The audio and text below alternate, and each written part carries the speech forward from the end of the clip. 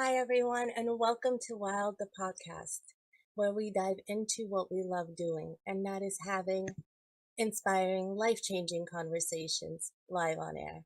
I'm Diana Kouprina, and Wild the Podcast airs live on Just TV, 24/7 Roku TV, 101 TV, NCG Television Network, Meta TV, and www.jessfm.ca. While the podcast is proudly sponsored by WILD, a nonprofit with a mission of eradicating domestic violence through storytelling, connection, and by providing opportunities for everyone to be heard for free as part of our vision for a better tomorrow. For more information, please visit us wildnonprofit.com. Sponsored by Wild Homes and Gardens magazine and Borderline, a poetic memoir published by Wild Press and written by me, Diana Kouprina. Thank you for tuning in this evening. We have an amazing, inspiring guest, Daralyse Lyons. Welcome to the show. I don't want to give you a whole introduction. I really want to give you a chance to introduce yourself. I will say this, Daralyse is an inspiration. It is such an honor to have her on air. For me, I'm even a little bit nervous. I find my voice being trembly because it's just such a great honor. And then when I found out you were an honored, honorary, listed honoree on the Marquis Who's Who, I was like, oh, now I just want her autograph. So Well, thank you, Diana, so much for having me. It's really great to be here on Wild the Podcast. And you said introduce myself. I don't know how to do that in a short amount of time, but I will say that when you talk about diving deep into what we love doing, you talked about in your intro, and what I love doing is telling stories. I love being part of communities and really just, not only telling my own story, but amplifying other people's stories. So I've worked as a journalist for, maybe about 12, 13 years or so. And then I transitioned into the business side of journalism. Prior to that, I had a career in finance.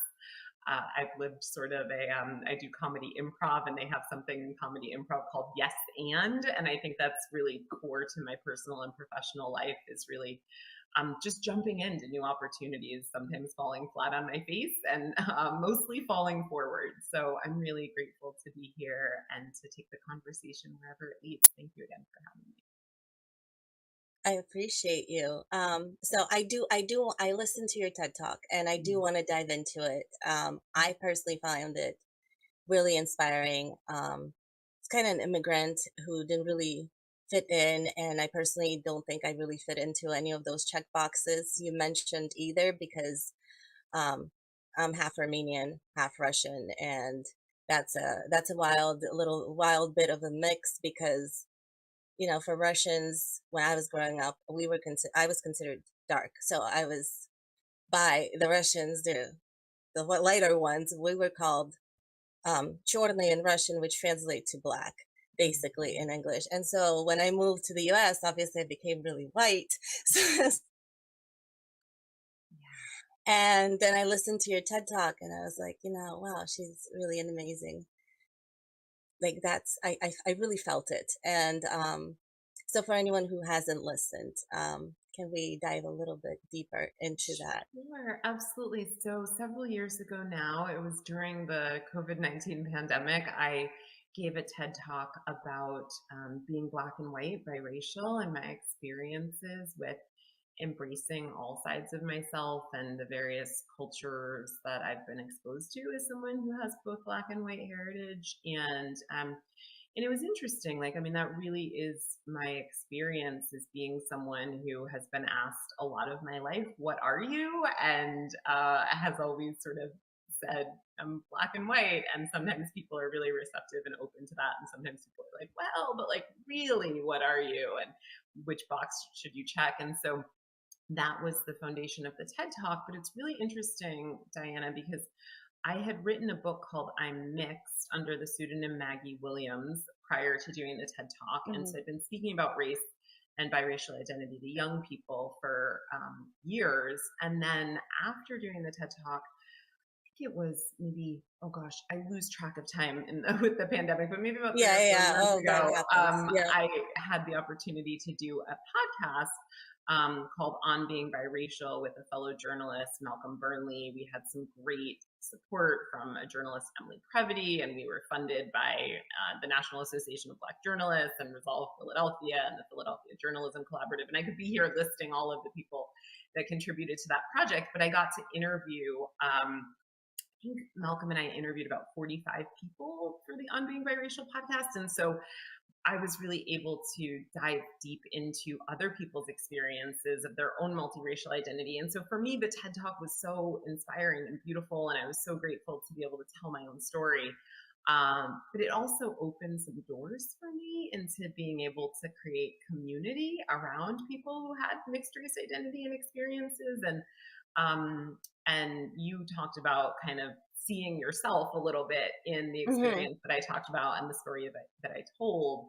And for me, that was what was so exciting. Like when I gave the TED Talk, I didn't know where it was going to go, but a lot of people reached out to me and said, wow, thank you so much for telling that story. Or I shared this with my child who is themselves biracial, or, it opened a door to talking with my spouse about how we're going to talk about race in our household. And it was a really meaningful experience to be able to talk about an experience of racial identity that isn't one thing or another. It's both. It's a multitude.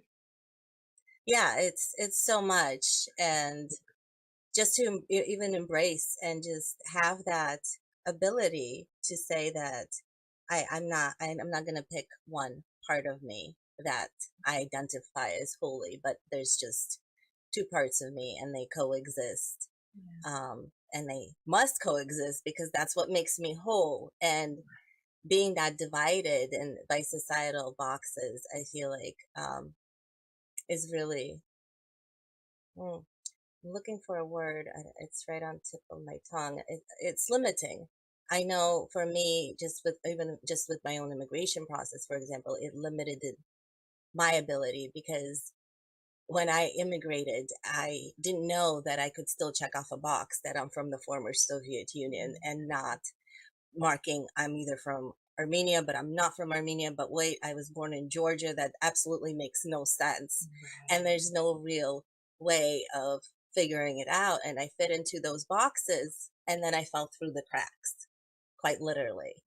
And then it was just a web that I had to untangle and I'm still untangling to just prove, that no, wait, it's all because I really came from the former Soviet Union, not from the countries that exist today, because that didn't exist. Yeah. And to your point, the point that you made earlier about sort of being seen a different way in the former Soviet Union than when you immigrated here, like the boxes mean different things in different contexts. Like it was very interesting when doing the On Being Biracial podcast, we spoke to some people, in the deep South, and then people in Puerto Rico, and then people, in Philadelphia, and like talking about categories and how they mean different things to different people in different places, and how, I may enter a certain room and be seen in a certain way, and then enter a different room and be seen in different ways. And like, I'm the same, but it's really about like,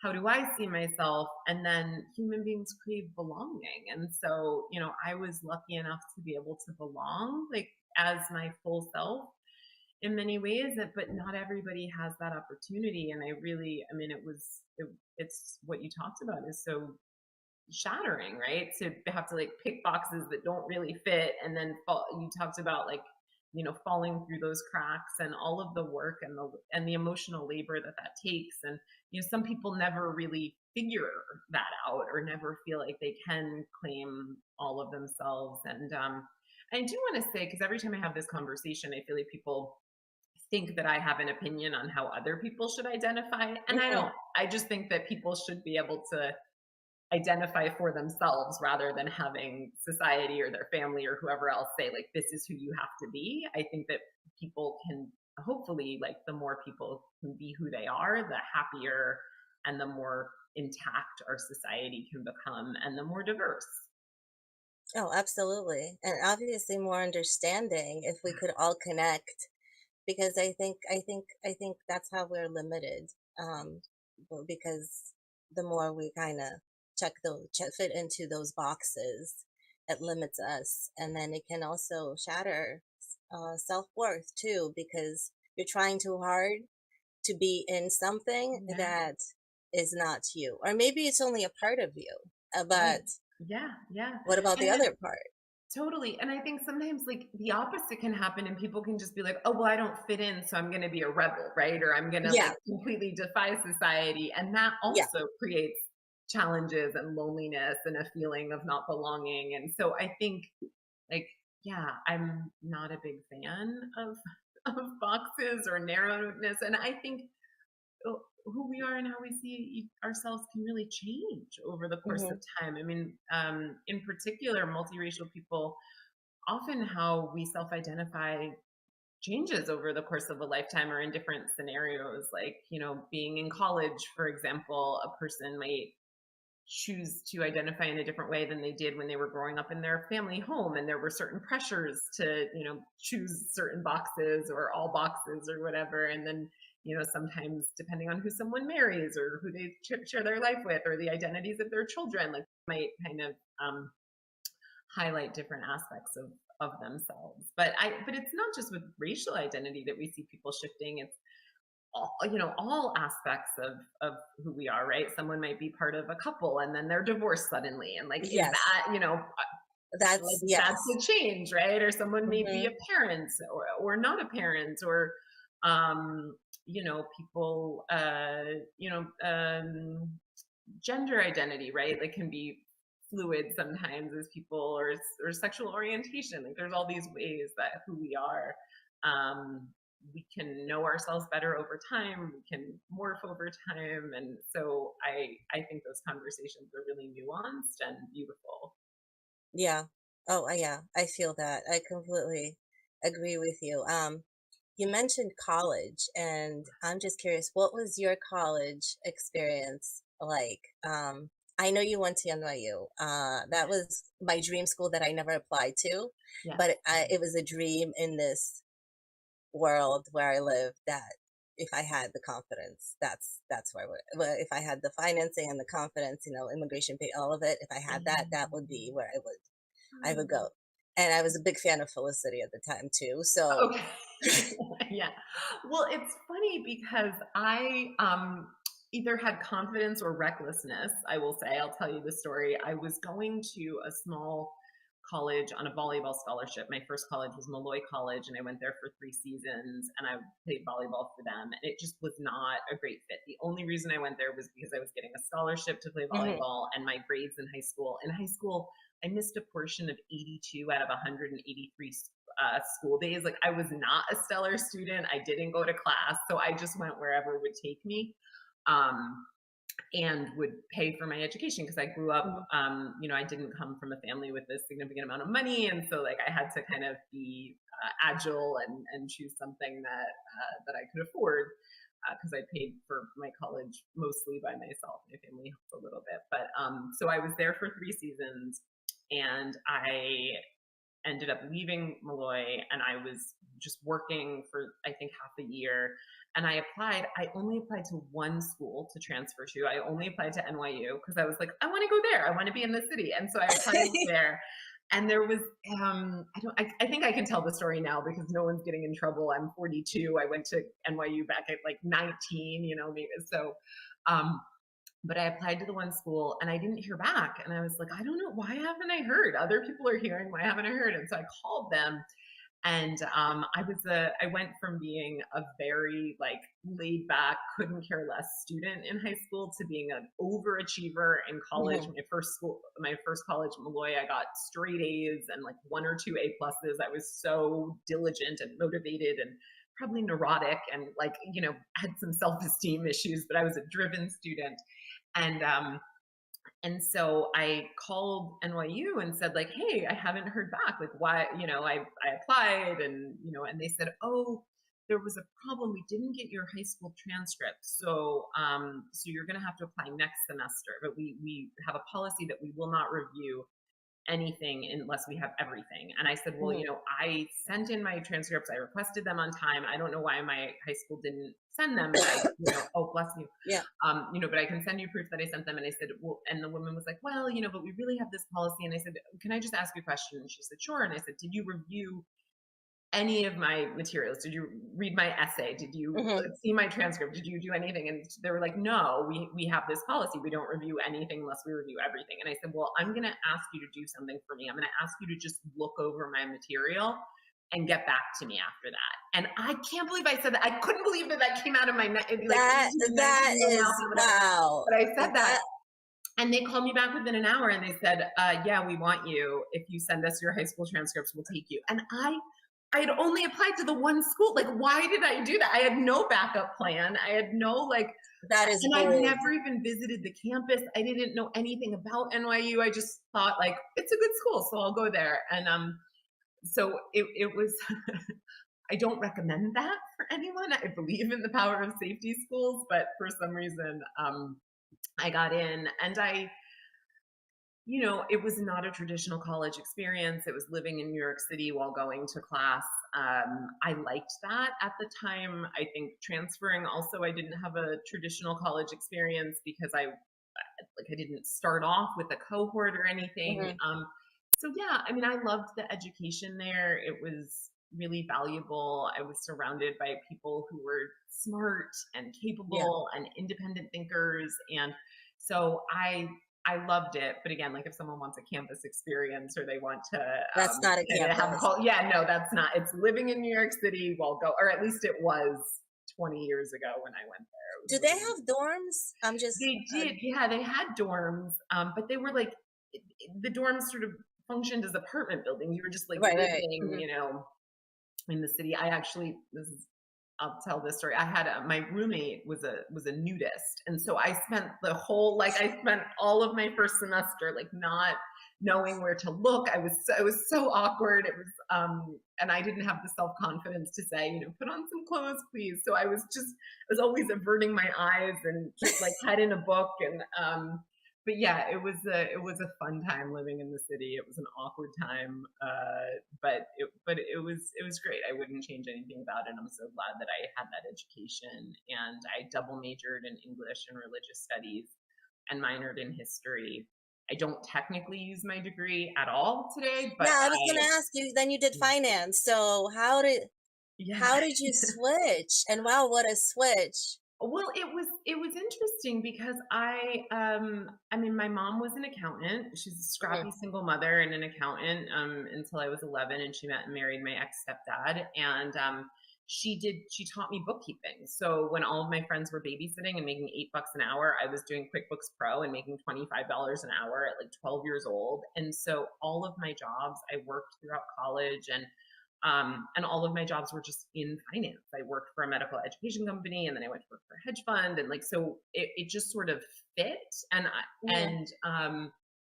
I was working for the hedge fund in, gosh, I think 2008, maybe 2008, 2009, and I was having a lot of anxiety. I was feeling super overwhelmed. I didn't love the work. I didn't see how I was contributing. Finance is great, but the particular finance that I was doing, I was managing the personal money of principals of a hedge fund. So there was like nothing, it felt like it meaningless to me. And Mhm. I'm a creative person and I Yeah, didn't yeah. want to be doing this. And so I went to my first ever yoga class, and the teacher said, take a deep breath and feel your feelings. And I took a deep breath and I cried for the next hour and a half. And it was like the beginning of the unraveling that led to me doing what I really wanted to be doing, which was initially I became a yoga teacher and I started writing books, and then I got into journalism. And That is such a yeah, big, you really just created your own path. And I think that is so inspiring.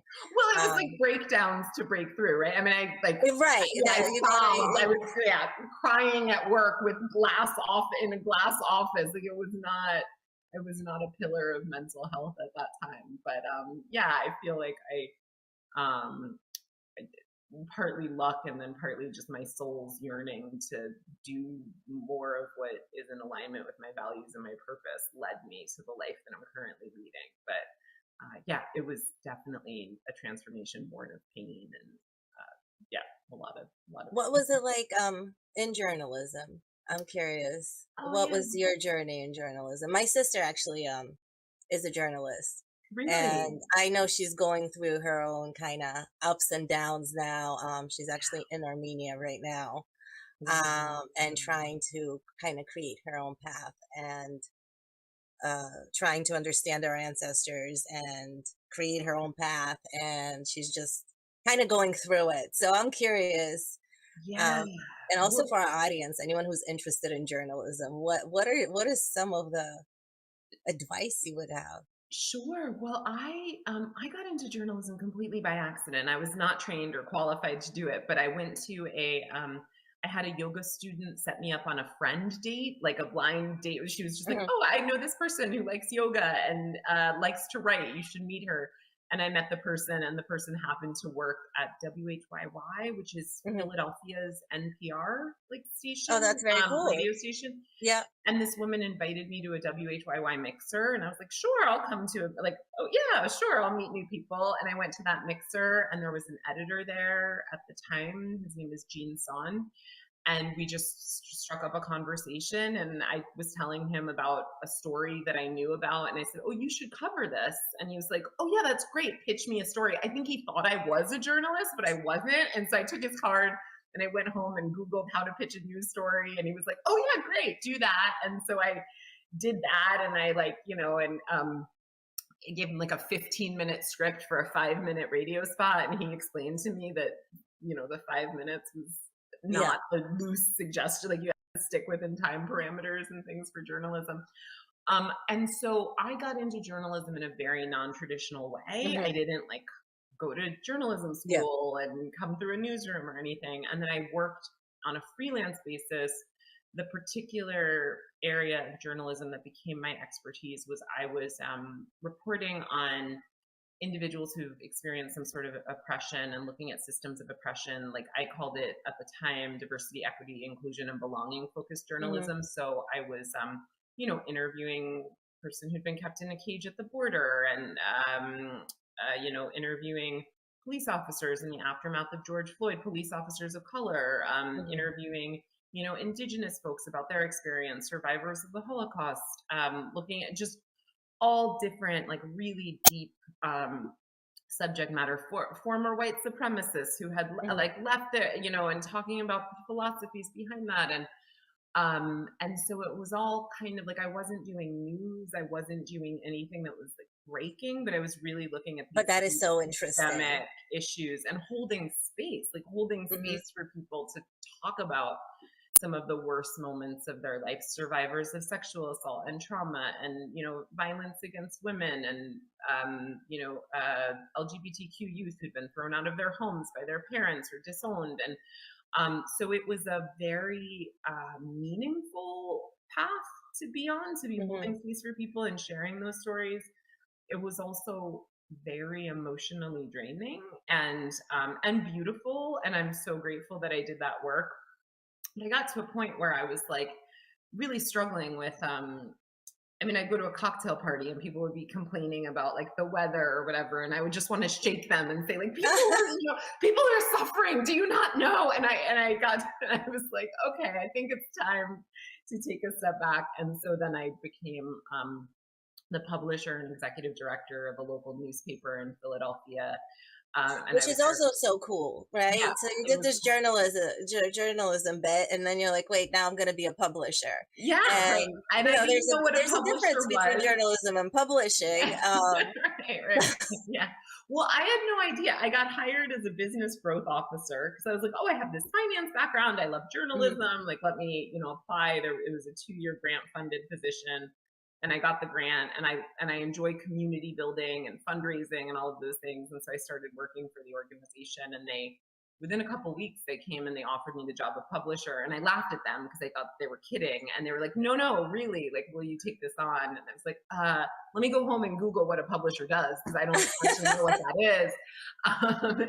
But I did take the job, and I was there for about a year and a half. And then I recently stepped into, I now work for the Bucks County Beacon as their chief revenue officer.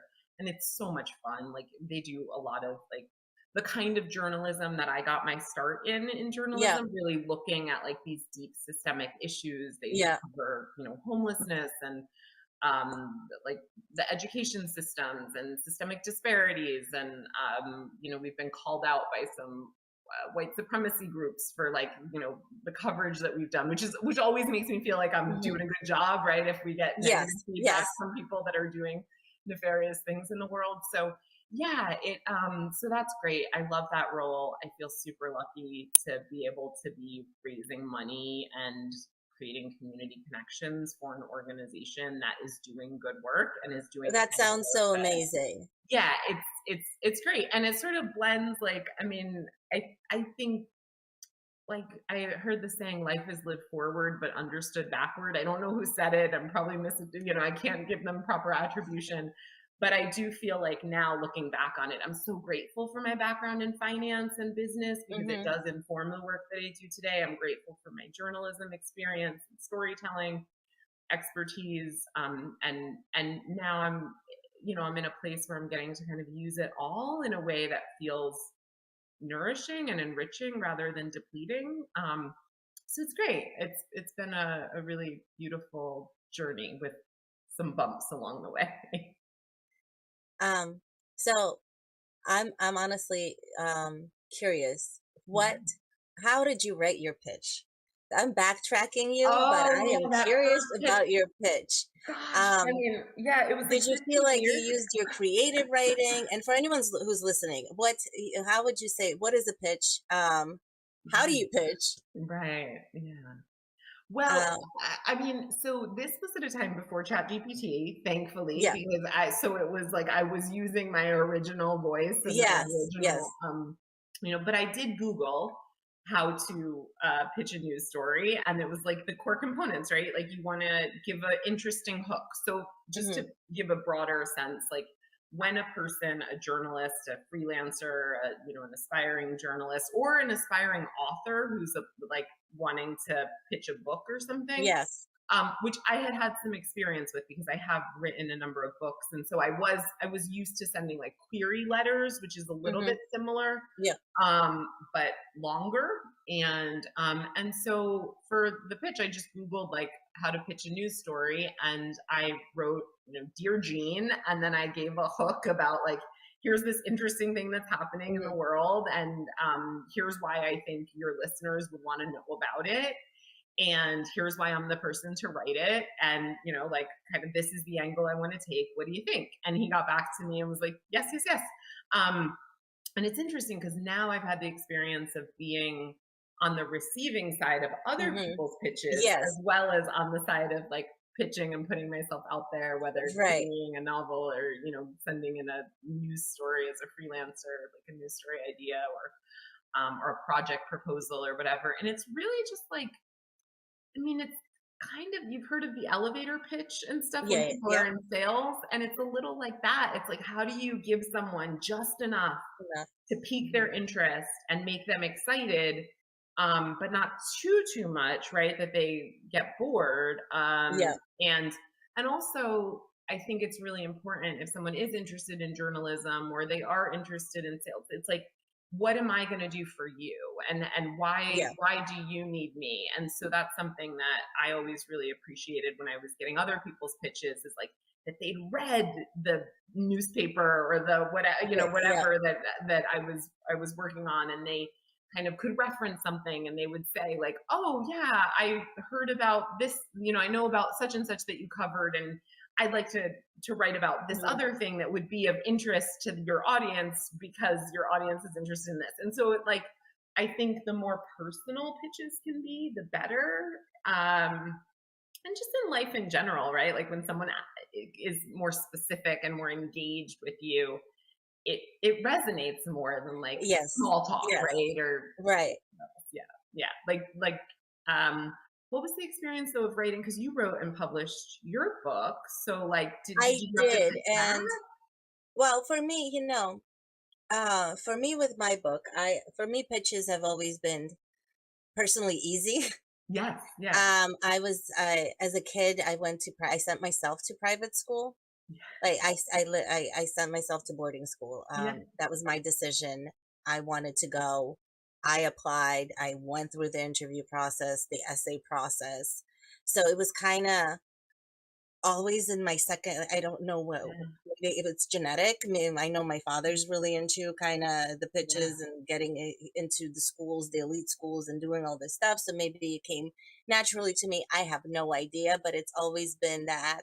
Then when I was applying for college, I wrote my um college essay, and at the time I got the presidential award as well for writing, and it was just, I was really at the top of really Yeah. understanding my voice and my writing and all of it. And then when trauma happened, and then it was in college, it kind of all snowballed me out of all of it. And Mhm. so coming back even and writing my book and doing it, I was in a stance where Ashton was already in my life, and she had this small traditional publishing that publishes the Yeah. magazines. Yeah. Yeah. And Beautiful. I was like, I have this book idea, and I just got to get it out. I don't want to write the queries. I don't want to go. I don't want to go through any of the denial process. I just need somebody to hold my hand and tell me, you can write this. Yeah. And she did just that. She literally was there every single day, kind of like, yes, you got this. Each chapter, it was just boom, boom, boom. It was daily emails to her. And it was just, I just felt like that was this, she was the publisher to really tell that story. Yeah. And I kind of went a different route. I didn't want to self-publish. That wasn't. For me, Yeah. it was just, I can't. Finding Ashton was kind of that easy way out, where I didn't want to do the queries to the Yeah. publishers and put myself out. I was just in a really, really kind of burned out place. Even after, because it was a memoir, and it just poured everything out, and I was in a vulnerable, really burned out place after that, Yeah. um, where I was like, I know publishers are gonna say no, obviously, like it's just gonna happen. You don't, first time writing, don't expect to be HarperCollins, Right. and I had that, but I also want to be published by. Yeah, right. Well, a burned out and vulnerable sounds about right for many, many people in the industry. It's a tough ride. It's a tough Yeah. road, but and I mentioned the book on mixed that I wrote. I Hmm. wrote that book in 2008. I started sending it to publishers, I think, or maybe it was like 2007 or something that I started sending it to publishers. And I got no, no, no, no, no, no, no, no, no, no, no, no, no. And then 10 years later, I pitched the exact same book. I didn't change a thing. I mean, my query letter was updated. Oh, sure. Um, and I sent it to, I think I got 2 yeses like right away. And I went with the Loving Healing Press, and they did a wonderful job with it. But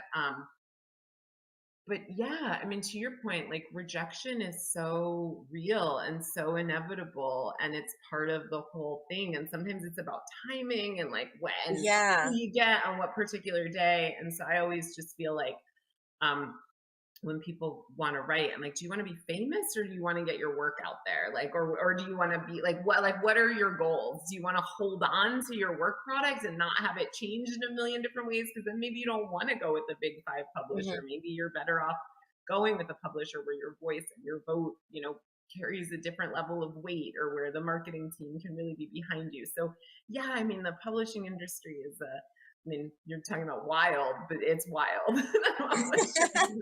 And has become more so. And being a journalist has become, we in the United States now, like 2.5 newspapers are closing every week across the country. Was the most recent statistic, and like we're seeing journalism be defunded and devalued and stuff. Yeah. So it really is a time when I think stories are more important than ever, which is why I'm so excited to be here joining you, telling a little bit of my story, and that you're doing this work, to get stories out there and to have people like have a voice and be Yeah. heard and be seen. But yeah, I mean, I think the more that we can preserve and protect stories, whether they're ours or other people's, and the more we can get them out into the world, the better off we'll be. And especially like authentic stories that are not written by chat GPT or GPT, whatever or else. it's just your truth, whatever Yeah. that may look like. Yeah. And I can say that it's extremely healing, and I speak from falling down all the rabbit holes, all Yeah. the cracks, from sexual trauma, domestic violence to addiction, Yeah. everything, and then deportation and statelessness. So, I mean, I check off all those crazy boxes that I fell through, and the the most important part of my healing was writing the book, um, because I let go of the demons that just ate away at me. That just really, I would walk around and I could smile and have a conversation, but inside my head, I was living in the past and completely shaming myself every time and being like, what happened to the girl that went to Dana Hall, right? What happened to the girl that received the presidential award? Like, you persevered and then you completely failed. Like, you're just a failure. And all of that played on a huge loop. And then when I wrote it, and I wrote it all out, um, I got my closure and my forgiveness. And, as a writer, I will say this: I think it's a double edged sword. Yes, I want to be famous I want to be the next, like Sylvia Plath. Yes, of course, that's a dream. I will own it. I Yeah. can't help but, I think that's every writer's kind of little fantasy, right? To be the next Frost or Yeah. Hemingway Right. or Yeah. Plath or whoever your idol is. Many of whom were quite tortured, actually. Yes, and so, Right. I remember thinking to myself at 19, high as a kite, have I suffered enough? Like, am I down the path of Dostoevsky? Do I get it yet? Yeah. Right. Apparently, the answer was no, because then I fell through everything else. And now I got to the point, and even writing in my book, I realized, no, okay, I felt way too far. One event would have still told the story that I wanted to tell, right? I didn't need the 100 other ones. Yeah, and that's something, I mean, I also have had, trauma and struggles and recovery and, other things in my path and in my story. And I think one of the beautiful things about life is that our story changes as we evolve. Our story changes as we move. I mean, if you talk to me, 20 years ago, I would have been talking about, being in treatment yet again for my eating disorder and like the pain of that and having to like drop out of, withdraw early from that Hmm. semester to like go in yet again and the Yeah. feelings of failure and all of that stuff. But I mean, the last time I was in a treatment center was like, I don't know, 16 years ago. And so it's Hmm. not like, it doesn't feel like part of my present It tense. doesn't feel like who you are anymore. Yeah, You're and I past hope, it. It's right, and I've hopefully, had an eating disorder. That was one of the hardest things I could ever let go. It yeah, was just one of those things I could control. And then when I didn't control, I could punish myself. yeah, So yeah, I starved and I was bulimic. I did all of it. yeah, totally, yeah, And I remember being in therapy, and I was so tiny, right? And I have my daughter now who's like 5 feet. I'm 5'6", and I weighed about 98 pounds. yeah, And I was convinced that nobody, and that was when I decided to disclose, like, yeah, in my past, I had an eating disorder. And I was convinced that my therapist would look at me and be like, but you're so fat. How dare you even think you yeah, have an eating disorder? You know? yeah, And it's just this crazy, crazy, it literally eats you away from the inside. totally. And I think, people, I mean, myself, certainly as someone with like eating disorder history, like I didn't just have body dysmorphia, I had life dysmorphia. Like I could Hmm. not see myself accurately, could not see the world accurately. And still, I don't know if I see it accurately, but I at least see it in a more optimistic way. Right? Yeah. Yeah, and like I'm hoping that the things that I'm struggling with today won't be the things that I struggle with 10 years from now. Like that it'll be different struggles, and I'll look back at this time and have evolved so much. Um and I know that one of the missions of Wild the podcast and Wild the nonprofit is like to help people experiencing domestic violence or any sort of like challenges. And I'm someone who has myself gone through really Hmm.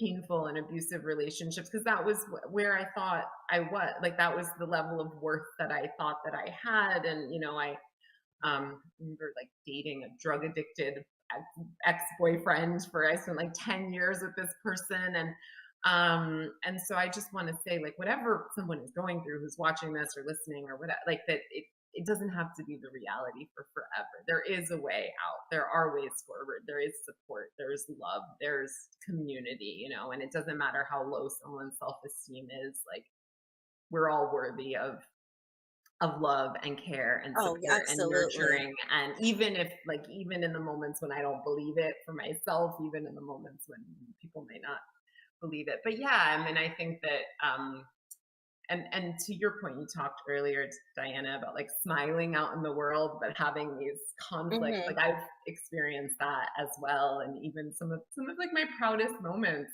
have also been sort of, you know, have been fraught, you know. And I think sometimes people see what you've accomplished, or they see like who you present to the world, or your Instagram reels, and it feels Right. like someone's Mm-hmm. got it all together. But like, certainly I don't, and I don't know anybody who does. And if anybody says they've got it all together, they're lying. They're they're totally lying. So We have about, I want to say, 5 minutes, yeah, and sure. I did want you to use those 5 minutes to promote yourself, but I wonder if instead, well, if you could just give one piece last of kind of advice that helped you kind of get your mind away from that trauma. What would you give, like, to the person that's really like in it right now, really knee deep in it, doesn't have community, doesn't have anything, and is like, well, that's great, you have a community, but I'm stuck here. Yeah, absolutely. I mean, I think that the thing about trauma or about pain, right, is that it feels like it's going to last forever. Like, it just does, and it can be really hard not to be stuck in that cycle. And there are some people who don't have a whole lot of resources or outlets. But my guess is that if someone's watching this, that they probably have access to the internet. They probably have access to a phone or some way of getting in touch with someone. So I guess what I would say is that sometimes I think people wait to feel differently, to act Hmm. differently, but that has never worked for me. Like, I've always had to act my way into feeling Yep. better. And so I guess my suggestion would be for people to like ask yourself, like, if I loved myself, what would I do, right? Or if I Hmm. was advising my best friend, what would I tell them to do? And then like do those things, right? So if it's like leave that relationship, like leave it, you know. If it's Yep. put yourself out there to try to get that better job, or I don't, whatever it is that someone is struggling with. I think often we know, like, oh, if I really loved myself, like, here's what I would do. And taking that leap of faith in a moment when because I've hated myself before, and I've hated my life before, and I've felt worthless and suicidal and all of those things. And so I think um, to be in that place and just be like, okay, like, what would it take if I loved, like, what would I do if I loved myself? And I've been in places where I've been so low that I'm like, I cannot access that, but I'm going to go put myself in a safe environment because I'm not safe within myself. So I'm going to like check myself into treatment. I'm going to go Hmm.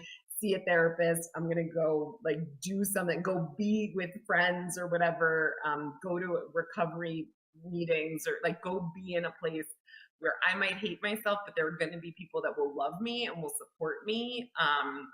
And I think that's brave. It's like, courage is not the absence of fear, right? It's being afraid and Yes. doing the things anyway. So I think that would be my suggestion. But also, like, there's things in my life right now that I'm like, shoot, yeah, if I loved myself, I would do this differently, or I would do that. So I think, I'm no longer in this like life or death struggle to like Yeah. take care of myself, but I'm human, and I spend too much time watching Netflix, and I sometimes don't, make the healthiest choices in terms of my professional life or my dating life or whatever else. And so I think that's something that like I can do, Hmm. leaving this conversation, and I would invite everyone to do, like, is just ask themselves, like, if I loved myself, or even if I loved myself just a little bit more, what would I do differently? I really love that. I might start journaling that for myself daily. Actually, that can be a kind of prompt mantra into the day. I personally still wake up with anxiety in the mornings. It's Yeah. just kind of in there. Yeah. But I've been timing it, and now I'm able to really snap back into that area where I need to be within the next, within that hour. And I think that's amazing for me. That's amazing. That's huge progress. It probably was like a day before, and now it's like an hour. Like, that's amazing. Yeah. That's amazing. Just to get it into like, okay, this is morning. Okay, I still wake up like a zombie. It happens. Maybe one day I'll get to the really part where I'm like, okay, I wake up and I'm like, it's amazing. I haven't gotten there yet, but I got it to the hour where after an hour I'm like, it's amazing. And then I kind of go with the day. And it's just, if I loved myself more, what would I do? What would I do? Yeah, I'm gonna journal about that tonight and see what comes up for me, and then take the step of doing that thing, like not just knowing it, but moving in that direction. So I'm so glad we had this conversation. Thank you so much for asking me to speak. I'm so glad you were comfortable to really be as honest and authentic as you could possibly be. I had no idea, obviously, about your traumas or anything. And for you to bring that and open up, that is so wonderful of you. And of course, I'd love to have you back on Wild the podcast. Anytime you feel like a chat, I would love it. Back. Yeah. And I would love if people, I know you said, it's the time to pitch, but if people want to contact me, I have a website, DaralyseLyons.com. That's DARALYSELYONS.com. My social media links are all on there. There's a contact form. So if anyone wants to reach out, has any questions, wants to check out anything I've written or whatever, do a coaching session or anything like that, like please get in touch. But I'm just hoping all the best for your viewers and your listeners, and for them to tell their story in a way that moves towards feeling more empowered over time. Well, thank you so much for just being you. I really appreciate you. I've gotten so much from this conversation. I'm amazed at what we even covered, and we kind of went all over the place. But I hope we can kind of dive deeper into everything we talked about in future episodes. Please, to be continued. Well, it will be. Yes, it will be to be continued. Well, thank you so much. Thank you, everyone, for tuning in to Wild the podcast that airs on Jess TV, 24/7 Roku TV, Meta TV, 101.ca, and NCG Television Network. Have a great night, and until next time, please just fill yourselves up with so much love, and let's use the prompt that Daralyse gave us. If I loved myself more, what would I do? And with that, I will leave you. Have a great night, everyone. Take care. Thanks. Bye. Even in this, your darkest hour, you'll find your way back up this time.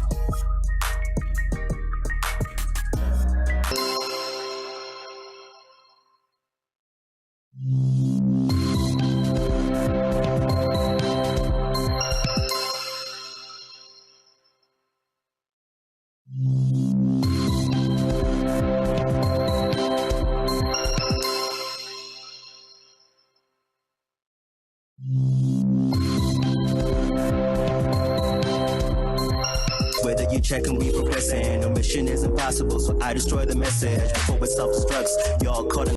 Let's sleep tight, my God, we do this, we do this, yeah. We do this, whether you check and we progressing. No mission is impossible, so I destroy the message before it self-destructs. Y'all caught in. Let's sleep tight, my God, we do this, we do this, yeah. We do this, whether you check and we progressing. No mission is impossible, so I destroy the message before it's self.